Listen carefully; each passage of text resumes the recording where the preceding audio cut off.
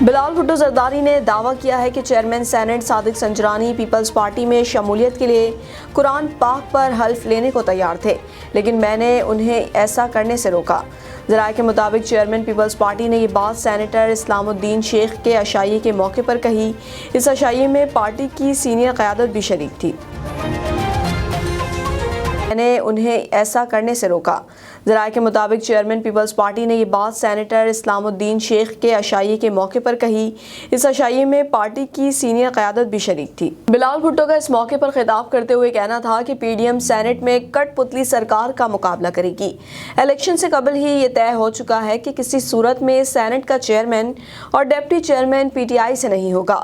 ملک کا مفاد اسی میں ہے کہ سیاستدانوں کو ان کا مثبت کردار ادا کرنے دیا جائے۔ ان کا کہنا تھا کہ سوشل میڈیا پر صادق سنجرانی کی مبینہ طور پر ایک پرانی ویڈیو گردش کر رہی ہے، تاہم کسی کو یہ علم نہیں کہ ہم نے صادق سنجرانی کو سینٹ چیئرمین کے لیے کیوں ووٹ دیا تھا۔